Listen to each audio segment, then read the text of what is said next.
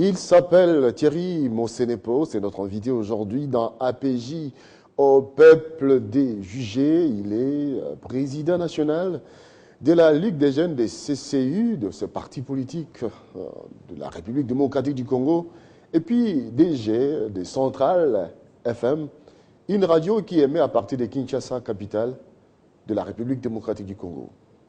Thierry Mosenepo, bienvenue. Merci. Merci d'avoir accepté d'être avec nous, DG, président de la Ligue, président national de la Ligue des jeunes du CCI, très efficace sur terrain, on vous voit, très médiatisé aussi, ça fait des trop.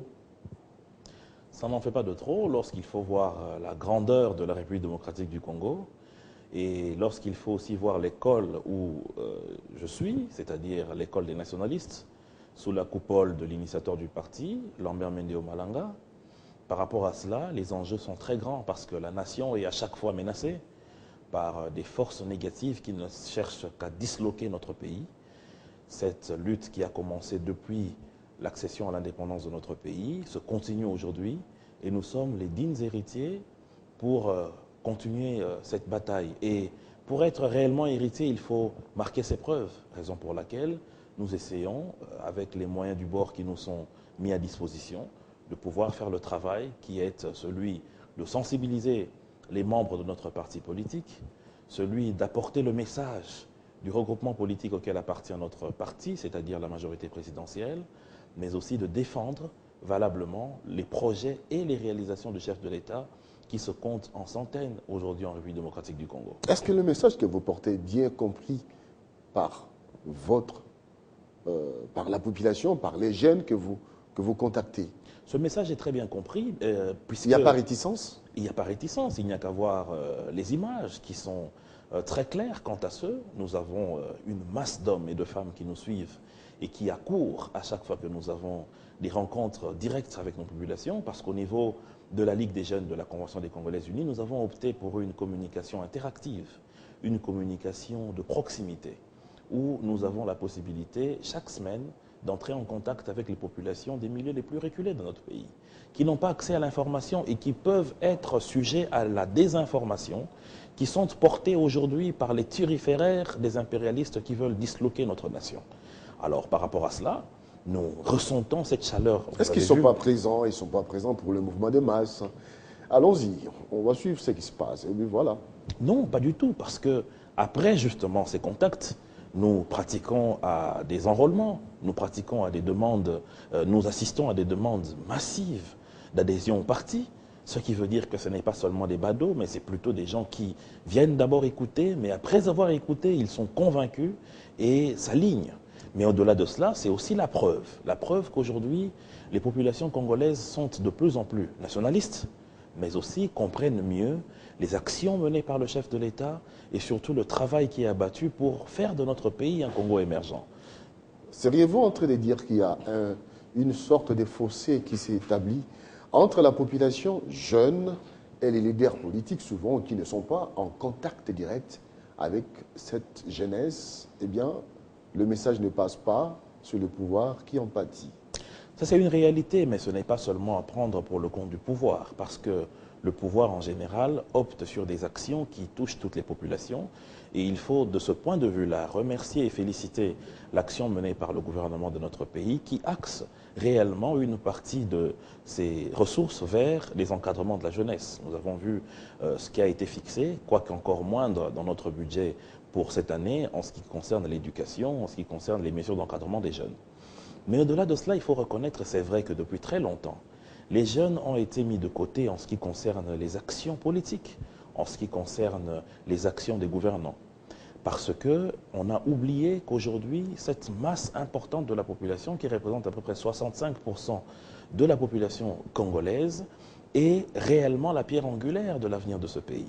Alors, tenir compte de cette jeunesse, c'est tenir compte réellement du futur de notre nation. Et Dieu merci, aujourd'hui, il y a des partis politiques, comme la Convention des Congolaises Unies, qui emboîtent le pas par rapport à cela, Et au niveau de la majorité présidentielle, le dynamisme du secrétaire général Aubin Minakou, aujourd'hui, dans le sens d'encadrement des jeunes, est prouvé. Et cela est en train justement de nous permettre de mieux outiller notre travail parce que nous sommes appuyés par des autorités qui prennent en compte le travail qu'on fait. Communicateur de la majorité présidentielle, vous l'êtes. Eh bien, vous avez conféré avec le secrétaire général Aubin Minakou. C'était le lundi passé. Nous allons revenir sur cet élément avant de continuer l'émission APJ au peuple de juger.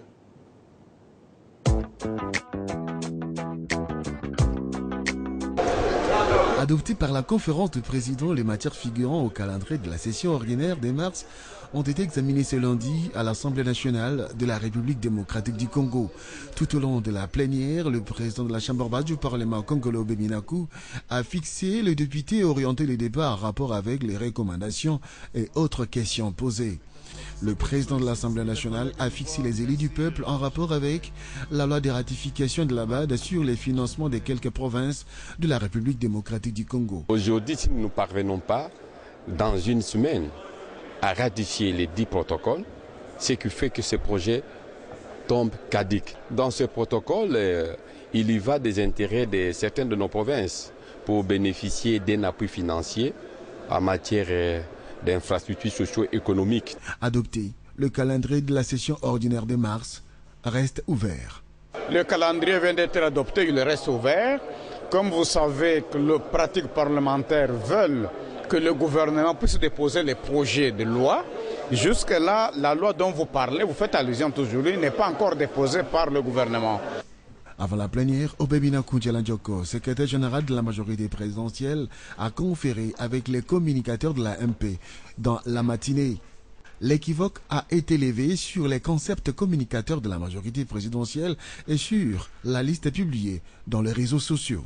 Nous avons besoin de resserrer nos rangs pour avoir une communication beaucoup plus ordonnée, cohérente pour le bien de notre famille politique. Et donc, ça nous arrive régulièrement, mais aujourd'hui, bien évidemment, ça revêt un caractère tout à fait spécial, mais c'est une communication avec le secrétaire général pour organiser ces troupes que nous sommes pour une meilleure communication.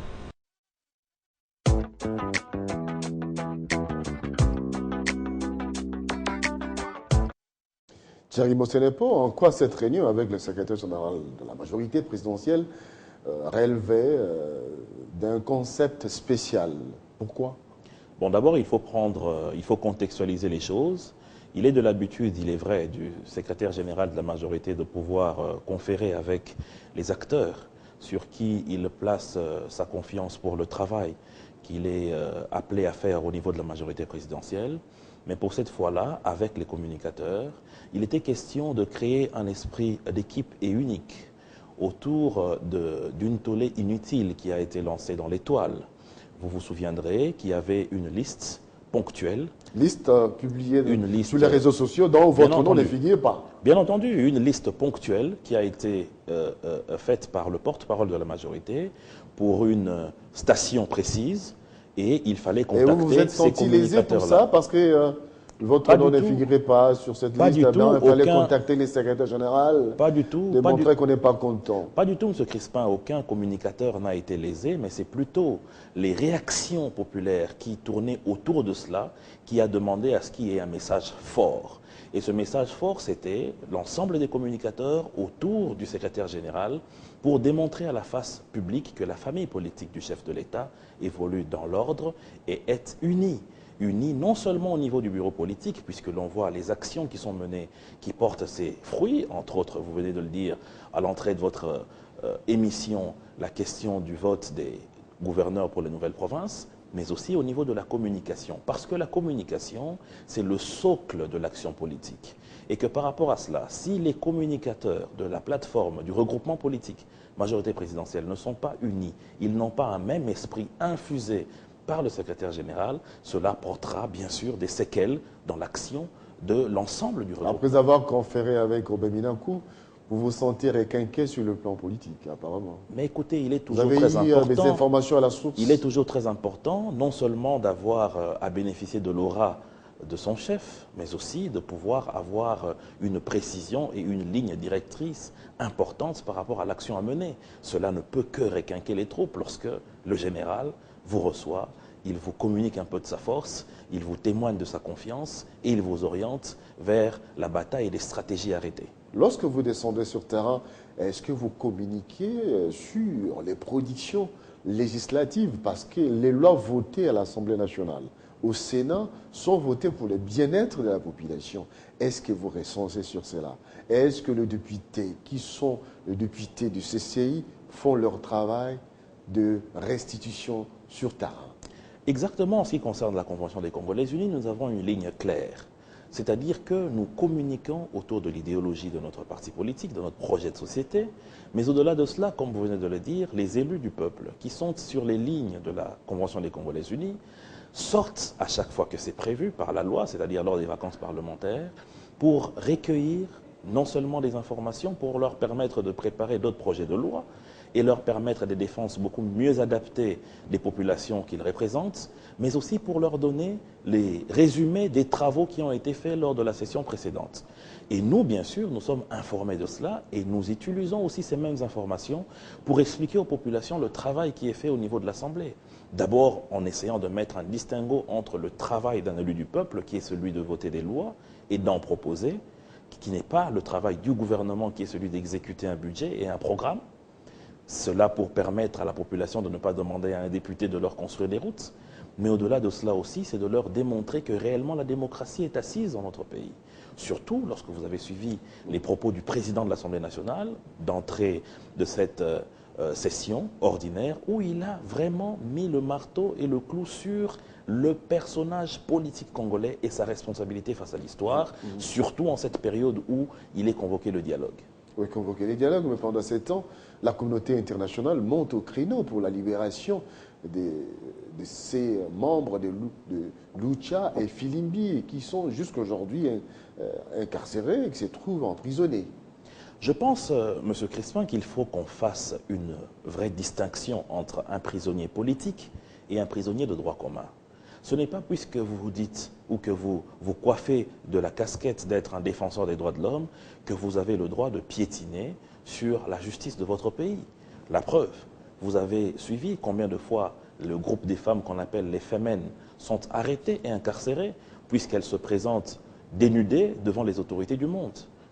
La preuve, aujourd'hui, en République démocratique du Congo, nous avons des jeunes, malheureusement, qui se permettent de dire qu'ils défendent les lois du pays, mais dans les faits, ce n'est pas cela.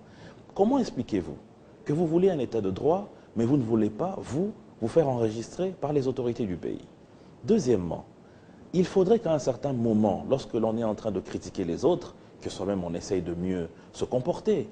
Où est aujourd'hui la précision sur les financements de ces ONG? S'ils étaient aussi crédibles que cela, pourquoi est-ce qu'elles ne publient pas les origines de leur financement, les auteurs de ces financements et bien sûr les utilisations de cet argent? Vous comprendrez par là que ce sont des bras masqués de ceux qui veulent déstabiliser notre pays. Beaucoup d'autres nations dans le monde ont subi ce genre de choses. La Libye, le Bahreïn, d'autres pays encore, le Yémen par exemple. Il ne faudrait pas que cela arrive en République démocratique du Congo. Je n'ai jamais vu Ils vont rester en prison jusqu'à la fin de leur vie. Monsieur Crispin, je ne suis pas ministère public, encore moins juge ou procureur. Le dossier est fixé au niveau de la justice. Je crois que pour le cas des jeunes de la Lucha, ils ont interjeté appel. Et par rapport à cela, il faut attendre la sentence que les cours et tribunaux du pays vont rendre. Ni vous ni moi, monsieur Crispin, encore moins une ONG internationale ou un gouvernement international, encore moins notre gouvernement n'a des ordres à donner à notre justice. La justice congolaise est indépendante et elle ne lit que la loi. Elle distribue la loi au regard des faits et gestes des citoyens par rapport à leurs devoirs et par rapport à leurs droits. Je pense que par rapport à cela, que ces gens sont jugés. C'est par rapport à cela que tout individu qui se retrouve sur les 2 345 409 km² de la superficie de notre pays est jugé. Vous êtes président de CCI et président des Ligue de jeunes, président national des Ligues des jeunes des CCI, un parti politique présidé par le ministre Lambert Mende. On retrouve un tout petit peu du Lambert Mende dans votre communication, dans votre façon de communiquer. C'est bien. Aujourd'hui, la majorité présidentielle a gagné les élections de bureau définitif des assemblées provinciales. Et puis aujourd'hui, nous avons l'information que les choses vont bien par rapport à l'élection de gouverneurs. La majorité rafle presque dans toutes les provinces. N'est-ce pas là une sorte de démocratie à sens unique ou du triomphalisme? Ce n'est pas du triomphalisme parce que nous sommes dans le cadre d'une élection ouverte, certes indirecte, mais les députés provinciaux jouissent de leur liberté de mouvement et d'esprit, ainsi que de pensée. Donc par rapport à cela, il faut plutôt voir le sens qu'aujourd'hui, les élus ou les grands électeurs, s'il faut les appeler comme ça, ont confiance en des programmes qui sont intégrateurs pour les populations et qui cristallisent un avenir meilleur pour les populations de chaque province, raison pour laquelle le choix a été porté sur les candidats présentés par la majorité présidentielle et pour le cas de notre parti politique au Sankourou, où selon les résultats provisoires, nous avons raflé la tête de cette province. Cela, c'est parce que le programme présenté par l'honorable Longo a séduit les députés provinciaux. C'est pas parce que le président national et le président national du CCI et du coin, eh bien, c'est un peu élection tribale. Mais je pense que si c'était une élection tribale, on aurait nous aussi gagné la présidence de l'Assemblée provinciale du Sankourou. Ça n'a pas été le cas. C'est un autre parti politique. Donc vous comprendrez par là que la démocratie réellement est en train de faire ses pas en République démocratique du Congo. Ce n'est pas parce que nous avons une majorité aujourd'hui écrasante sur toutes les provinces qu'on est dans une démocratie à sens unique. Le cas de l'Afrique du Sud, par exemple, où l'ANC, à chaque élection, depuis 1994, rafle toutes les élections et est majoritaire au niveau de la chambre basse de ce pays. Vous allez dire aussi qu'en Afrique du Sud, qui est pris en exemple par toutes les nations du monde comme étant la première démocratie africaine, d'être une démocratie à sens unique? Pas du tout. Et les boycotts de la majorité de l'opposition qui n'a pas vraiment participé à ces élections, est-ce que ces élections sont crédibles? Mais écoutez, la crédibilité des élections, ce n'est pas par rapport à une participation nécessaire de l'opposition ou pas, encore que je vous dis que pour ces élections, il y a des opposants qui sont candidats. Il y a l'opposition, par exemple, le MLC qui a raflé l'Assemblée provinciale de la province de l'Équateur. Ça n'a rien à voir avec le fait qu'il y a une partie, c'est vrai, de l'opposition qui a boycotté les élections. Et c'est là, c'est un jeu démocratique, ça se passe partout dans le monde. Regardez par exemple en France. Lorsqu'il a été question de faire passer la loi Taubira, la droite française a quitté l'hémicycle. Est-ce que cela veut dire réellement que cette loi qui est passée, cette loi sur le mariage homosexuel qui est passée en France n'est pas crédible? C'est passé, mais la droite française a décidé de s'écarter. Donc c'est comme ça le jeu démocratique. Aujourd'hui, les dialogues initiés par le chef de l'État n'ont toujours pas été convoqués. Les temps passent. Est-ce que aujourd'hui, on peut dire que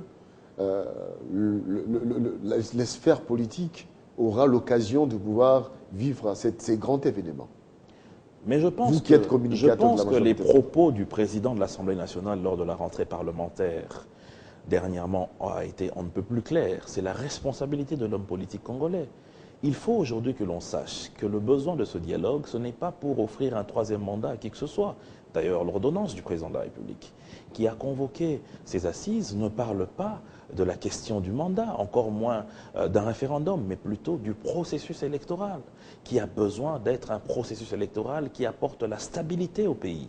On ne peut pas, au regard de l'histoire, remarquer qu'il y a eu des élections qu'on a organisées en y allant avec des stigmates de contestation qui ont causé du tort à notre pays, en emportant la vie de nos concitoyens, et que l'on puisse continuer à aller cette fois-ci encore, pour une troisième fois, à des élections qui, encore une fois, ont des stigmates de contestation. Il est donc important que les forces vives de la nation se rassemblent pour réfléchir sur le besoin de pouvoir donner aux Congolais la possibilité d'avoir des élections modernes, des élections stables, des élections intégrateurs, et aussi permettre à ce que, demain, ces élections puissent ne pas apporter la sueur et le sang au peuple congolais, mais plutôt de la stabilité. Nous allons terminer par là.